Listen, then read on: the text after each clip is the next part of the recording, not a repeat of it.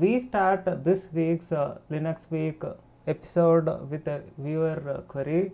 As you can see, his query is about Manjaro Linux. He had done some update to kernel 5.9, and he complains that it randomly freezes and then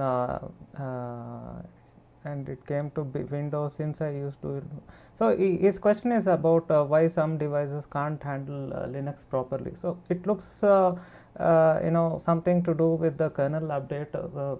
People who are not aware of Manjaro Linux it is similar to Arch Linux, and it is a rolling release, unlike Ubuntu or CentOS, Fedora and stuff, where you do a major distribution upgrade, and then every time they release a distribution, you need to upgrade the whole distro upgrade cycle, versus in the Manjaro Linux it's a rolling release. Once you install, it is more than enough in your laptop or a PC, and then every time you update the system, it is going to update all the components, let it be user space, libraries, or even Firefox, or even the kernel upgrades.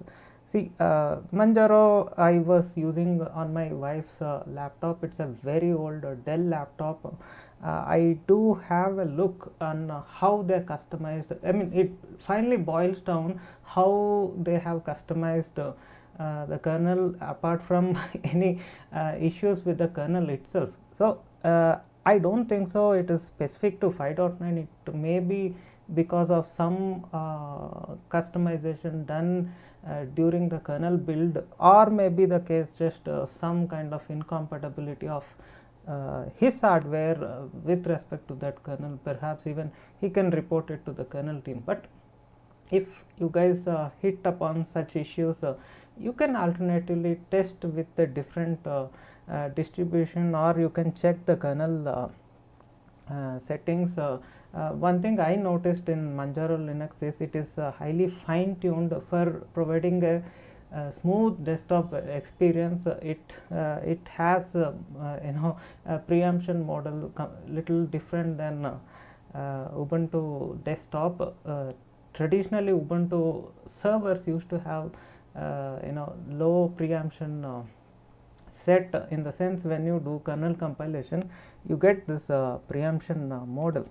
I can show you in my reference Ubuntu thing. I mean Ubuntu installed over here. You can see there this is compiled with the low latency option, which means it depends on how they customize the preemption model. Okay, see, we can open this config file. This is effectively the config file which you create when you do kernel compilation.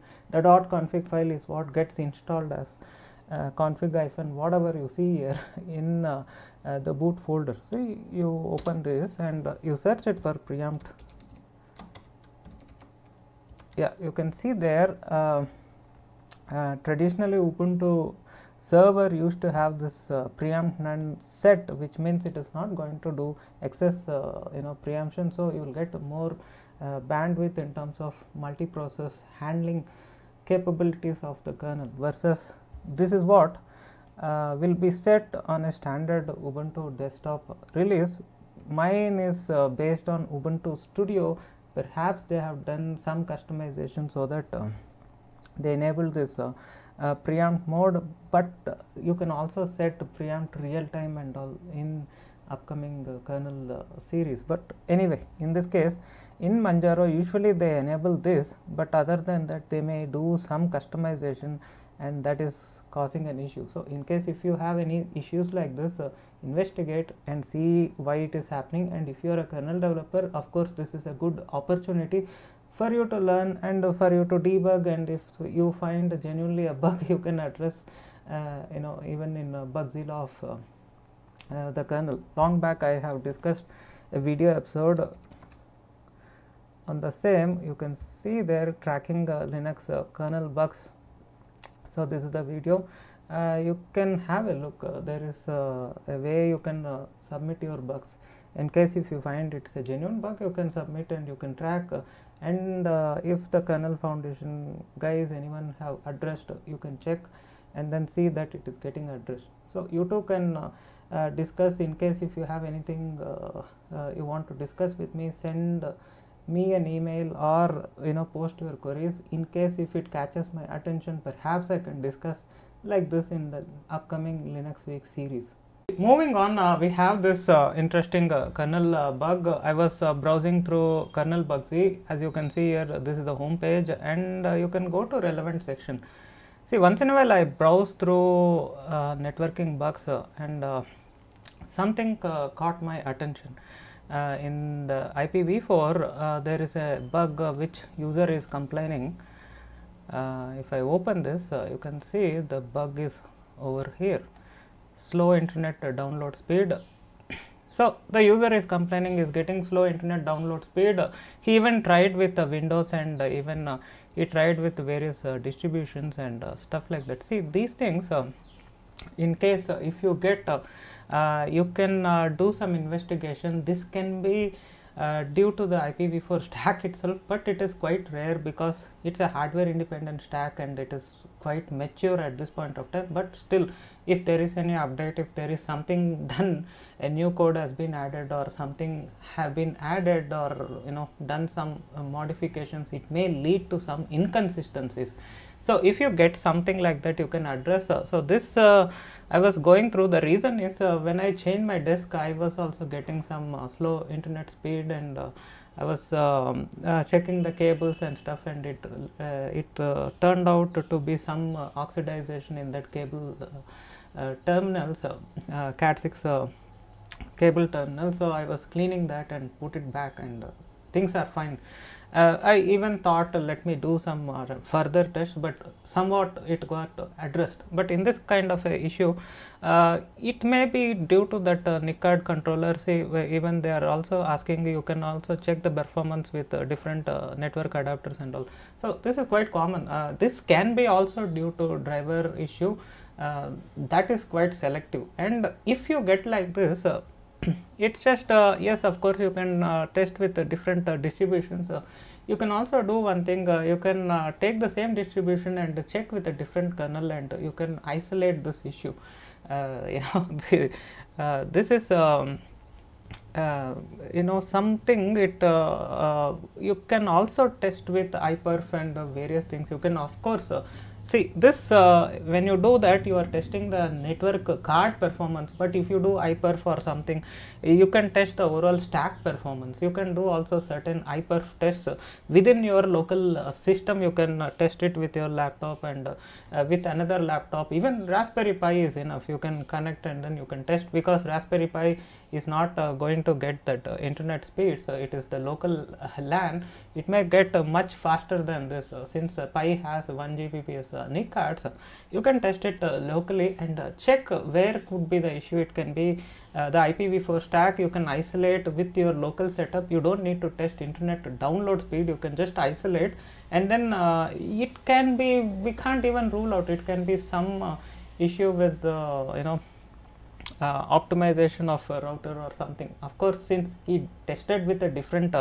operating system like Windows, it is not possible. But I'm generally saying things like this is quite common when you think about network bugs. But you can use a tool like iperf. You can just quickly isolate. You can also test it host to host, I mean the same host performance. You can see here iperf, I can do -s.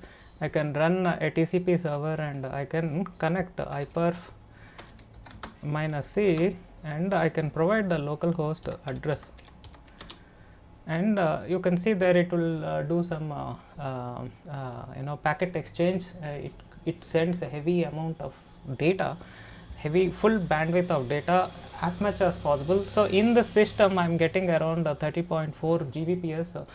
This can be also used as a system metric. So you can also do things like that, and if you find you can able to isolate, you can go ahead and report in Bugsy. Somebody in the community or some kernel maintainer of that specific code may also address your issues. So if you are a student or a beginner, you can generally browse through certain issues like this, also system wide issues related to process and various scheduling and stuff like that. You will get some fair amount of idea, and whatever bugs you see, you can take forward, you can investigate, self investigate. If you have a proper know-how, you can also do something like that and come up what could be the reason it is causing those kind of issues. So it's a good starting point, especially when you are a student and you are just beginning your career in serious system software development, or in this case Linux kernel programming.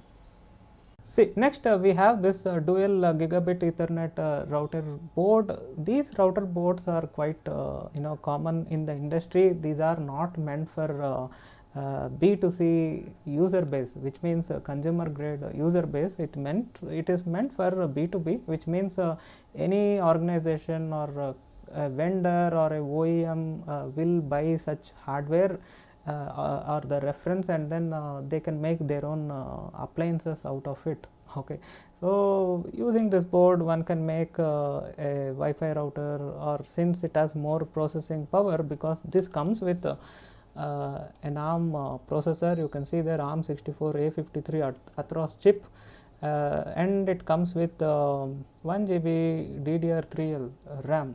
Okay, and the most interesting aspect is it has this M.2 port. This is their white paper, you can see there. So this opens up a range of possibilities, because now it's not like a basic MIPS board which often many Wi-Fi routers are built upon. See, this has an ARM processor, which means coupled with M.2 SSD storage, you can use this and build a custom VPN server or some firewall server or some security appliance. See, the main thing is when you build some security appliance, usually they tend to process lot of logs. I do have some guys working in things like that, so or even one of my potential client. So they do need to process lot of logs, and these logs you can store temporarily on this storage, and then eventually periodically these things will be cached, and then it will be synced to a remote cloud. Okay, so till then you can reliably store over there. And one of the challenging aspects, anyone building a product with Raspberry Pi, like in my case I do have one client, and he was building a product out of Pi 3 model B plus. The one challenging aspect is using this micro SD card, but of course there are some high endurance SD cards are available, which is not going to fail just like that. One can use that, but still having an M.2 is more versatile. You get now a high speed storage, not just reliable storage, it is a reliable high speed storage, something compared to this micro SD card. So things like that is quite interesting, because you see, if it is had it been x86, in fact we can also install something like pfSense or Indian firewall and stuff like that. See, if you see my system, I got these VMs which are routers. Although it is a firewall, I use it as a router. So I have this pfSense firewall and Indian firewall. So this is Linux based, this is FreeBSD based.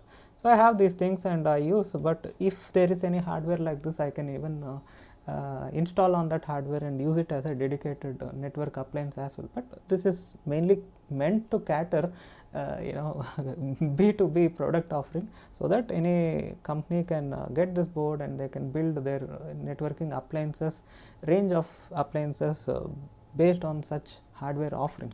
The last update we have for this week is this really cool Supermicro 100 Gbps NIC card, which looks like it is using an Intel Ethernet controller. See, what makes these NIC cards quite special is the amount of hardware offload they are supposed to do, because if you are getting anything like 1 Gbps Ethernet or 10 Gbps Ethernet, they do have hardware offload, but the features are limited. But when you go higher and higher, such as 40 Gbps or 100 Gbps, now you can add lot of other features, so that you can little offload when you do data processing in operating system. We call it as data plane. So So you can somewhat optimize that sort of overhead, so that you don't do these things on a CPU with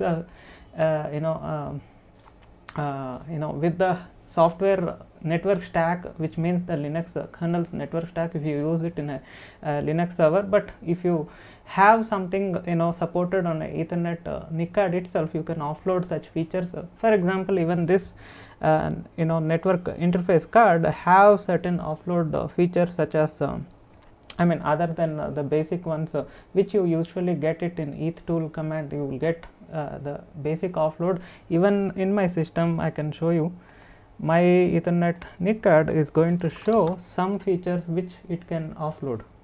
ethtool minus lowercase k eno1, and you can see there some are supported, some are not supported, and if you want, you can even disable and stuff. See, this is quite important, as you need to process this in real time. So if you come down, this NIC card have a tremendous amount of offload capabilities plus lot of extra features. This is not as to be compared with any high-end smart NIC cards, because the smart NIC card is also meant for many enterprise applications, and it is quite expensive when you compare to a product range like this. So you can check out the video from Serve the Home. They have done an official video about this, so you can have a look and get more deeper insight. And then you can see, apart from that, you can see the offload features and the various hardware features like ADQ, which stands for application device queues, and also you have another stuff called as DDP, which is dynamic device personalization and stuff. See, these things are very, very important, as you need to process the packets in this high-end NIC cards, because if there is any lag in